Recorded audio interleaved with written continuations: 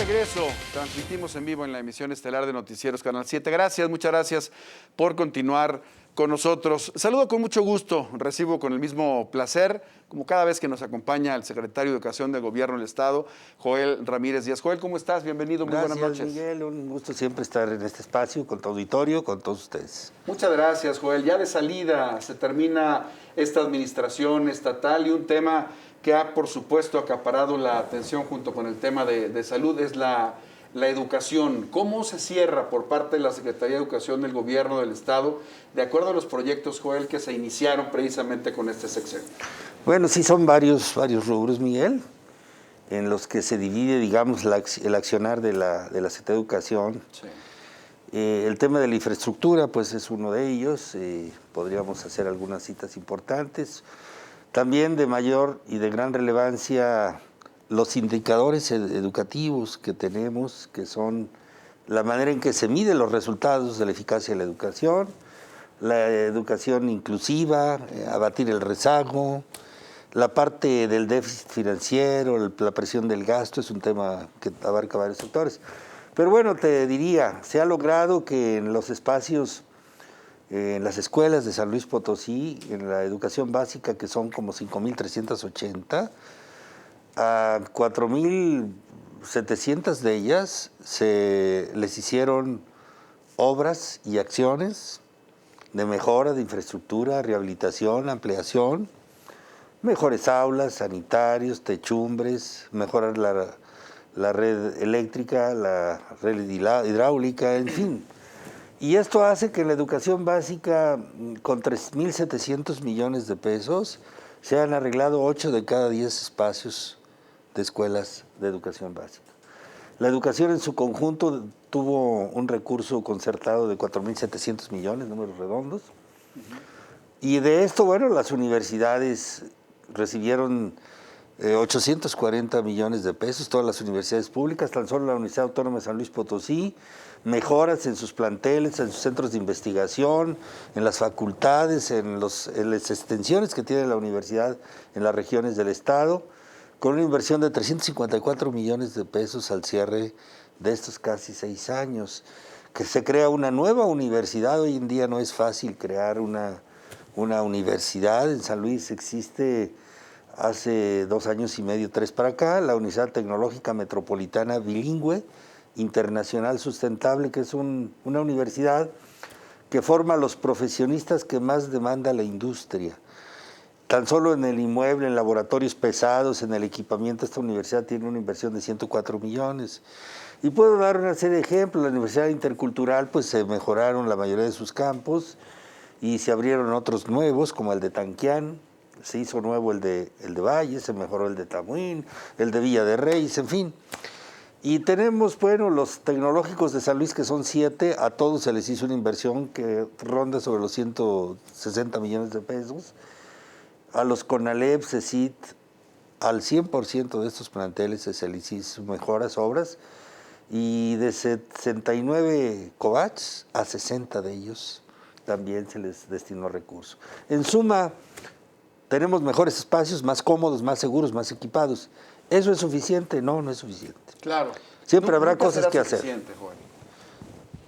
Digo, nunca será suficiente de acuerdo a... La escuela siempre requerirá y demandará más infraestructura, el deterioro, el claro, crecimiento natural, en fin. Pero bueno, hoy que llegamos a esta circunstancia de la emergencia, son menos los espacios a los que tenemos que abocarnos a resolverles los satisfactores básicos, los servicios, porque el avance fue muy importante. Como decía, no todo está resuelto. Lamentablemente en este proceso de la educación a distancia, en esta ausencia del personal y de los alumnos en las aulas, pues el deterioro se dio.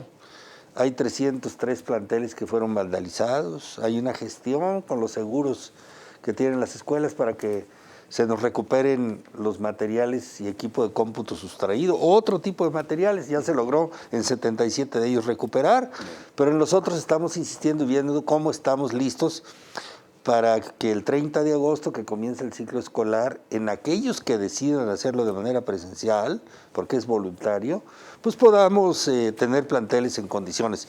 Y si la pregunta es si en aquellos donde no está todo, pues no iniciaremos. No podemos hacer cosas más allá de lo que signifiquen riesgos o que las condiciones no sean adecuadas. Pero volviendo al informe, bueno, pues también decir que en este año la educación indígena representó una prioridad. Son alrededor de 28,000 alumnos de escuelas primarias y preescolar en el estado, y el gobernador tuvo una fórmula, un diseño con el apoyo del DIF para darles desayunos fríos y calientes a la totalidad de los grados de preescolar, son 3 grados, y a todos los grados de primaria, de todas las escuelas indígenas y de algunas otras que están situadas en comunidades de alta marginación. Se les dotó en varios ciclos escolares de este sexenio de uniformes de gala, de uniformes deportivos, tenis. El programa de útiles escolares que se gestionó con CONAFE, bueno, pues pudo dotárseles a más de 150,000 alumnos útiles escolares, las becas que en su momento se estuvieron gestionando también. Entonces esto en suma representa una buena apoyo para las familias indígenas, sobre todo si tienen más de un alumno en las escuelas, ¿no? Joel, comentas antes de este tema algo muy importante dentro de todos obviamente los planes, los conceptos, los logros que se dieron durante estos años, y que es importante resaltar, que es importante dar a conocer después de este 6º informe del gobernador del estado, Juan Manuel Carreras López. El tema del regreso a clases es definitivamente lo que todos tenemos en agenda, desde el gobierno federal, los gobiernos estatales, los gobiernos municipales, medios de comunicación, empresarios, padres de familia, en fin. Todos estamos pendientes de este momento, que será el próximo 30 de agosto. Con todos estos logros y la infraestructura que se ha fortalecido, la infraestructura educativa en estos últimos años, ¿será momento, Joel, específicamente en San Luis Potosí, de regresar a las aulas? Ya has adelantado un poco de esto, pero ¿estamos en condiciones generales de regresar a clases presenciales? Yo creo que tenemos que trabajar mucho más para generar confianza y seguridad en los protocolos, sí, y acreditar con los resultados seguridad en las aulas. El modelo que se plantea para el inicio no es la actividad presencial para todos, es aquellos que voluntariamente deseen acudir y que las condiciones que cada comunidad escolar determine porque haya las condiciones para regresar, ahí estarán. Por eso la educación a distancia se sigue fortaleciendo. La plataforma de Google Classroom ha significado una gran alternativa. En donde no tenemos señal, pues la radio y la televisión abierta han significado una gran alternativa. Pensamos que lo idóneo es la actividad presencial. Las escuelas que tengan es lo deseable, es lo recomendable de manera presencial. Sin embargo, no podemos ignorar las condiciones de riesgo, las implicaciones que esto tiene. El momento mismo, hoy se acaba de publicar que la educación será una actividad esencial. En esa circunstancia ya no está sujeta a que se imparta sobre el semáforo en verde. Ya abarca otras cosas. Entonces, estamos por conocer los lineamientos y la guía que emitirá la Secretaría de Educación Pública, donde viene descrito y definido con toda claridad la forma en lo que podemos hacer la educación de manera presencial, además de los protocolos que debemos implementar. En ese sentido, estamos sujetos a lo que dicte la autoridad sanitaria. Pero bueno, estaremos de acuerdo en que este virus, la emergencia, ahí están. Y no vemos que se vaya, por el contrario, tiene distintas facetas, distintos momentos. Entonces se ha pensado por el gobierno de México que la educación presencial debe trabajarse, diseñarse, implementar las medidas, porque no vamos, creo yo, a esperar a que un día el virus se retire y ya no esté, y entonces pensar en la normalidad. Aquella normalidad con la que nos fuimos en marzo del año pasado, para regresar en ella, pues eso ya nunca va a suceder. Ya no va a regresar. Yo no creo que esto vaya a suceder. Estos protocolos y la llegada de las herramientas digitales, más fortalecido el uso de las plataformas, todo esto, pues tenemos que avanzar, y tenemos que avanzar mucho en la desigualdad que hay. Es decir, reducir las brechas, las diferencias de condiciones tan diferentes que tienen algunos segmentos de alumnos de escuelas de determinadas ubicaciones, de determinadas zonas, con respecto a algunas otras. Ese es un reto todavía. Y es que las condiciones definitivamente naturales obligarán a no hacerlo general, o sea, a no poder actuar de manera general y que se pueda establecer una estrategia donde todos se deban sumar. Lo comentabas hace unos momentos, bueno, en las escuelas donde la infraestructura o el mantenimiento no fue el idóneo, después tal vez de algunos atracos, ahí no habrá actividad presencial, pero estos modelos entonces podrán variar, Joel, dependiendo de la institución, dependiendo de los lineamientos de la Secretaría de Educación Pública y también dependiendo de la decisión de los padres, Joel. Sí, es voluntaria la asistencia de los alumnos, la educación presencial. Por cierto, de paso decir que esta carta donde explícitamente se decía que los papás deberían autorizar por escrito la asistencia de los hijos, queda descartada. Sí. Esto ya está desechado. Las intervenciones más importantes son la creación, que ya estamos en un muy casi avance final, de los comités participativos de seguridad en salud de las escuelas. Sí.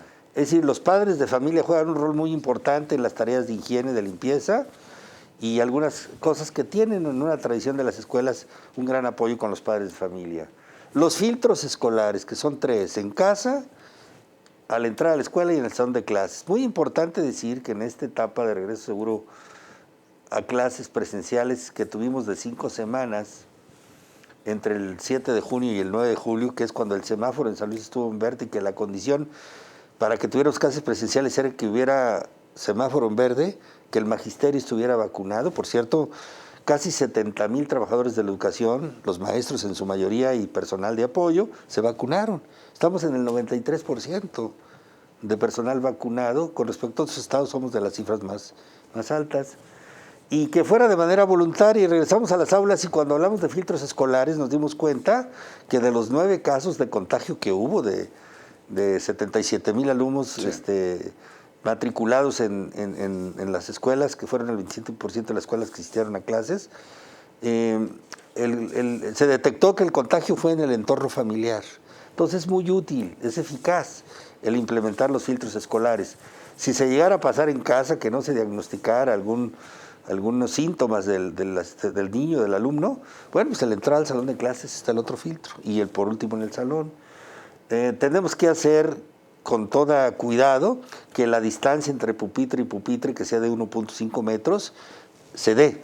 No podemos tener más alumnos que aquello que no permita que esta distancia entre pupitre y pupitre se dé. Si solo caben 6 o 8 alumnos por salón, por las dimensiones del salón, pues así tendrá que ser.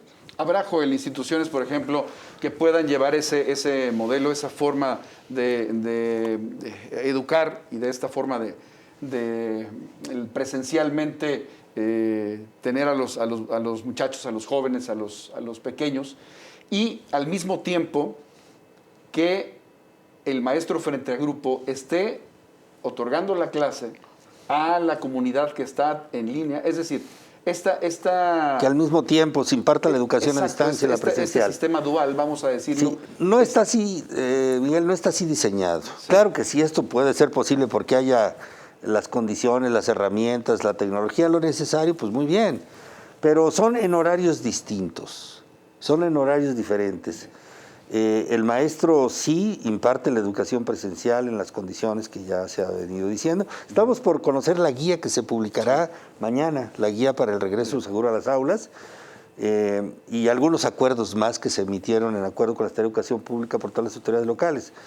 Y volviendo al tema, pensamos que tendremos una actividad escolar segura si la colaboración de padres de familia, de los docentes, si la autoridad sanitaria nos entrega, como siempre lo ha hecho, protocolos muy bien definidos, muy precisos y que los instrumentemos, pues sí, la sociedad espera que haya condiciones de seguridad en salud. Lo que tenemos que generar es confianza, que ante esta dificultad tan agudizada que tenemos por el tono del semáforo en este momento, se diría, bueno, ¿y en estas condiciones vamos a regresar? Bueno, pues todo esto ofrece un gran desafío, un reto para hacerlo con todas estas medidas que hemos dicho. El presidente de la República en esta semana comentaba sobre esa necesidad de salir ya a las calles y tener confianza y arriesgarnos, hacerle frente a la enfermedad, cuando se hablaba precisamente del regreso a clases. Y de ahí parte su comentario. ¿Será coherente esta forma de regresar o de actuar, Joel, en este momento, dicho por el presidente de la República? Pues mira... Ponerle el pecho a las balas a la enfermedad. Yo creo que tenemos que ser, asumimos muy bien esa frase que debe ser un regreso ordenado y responsable.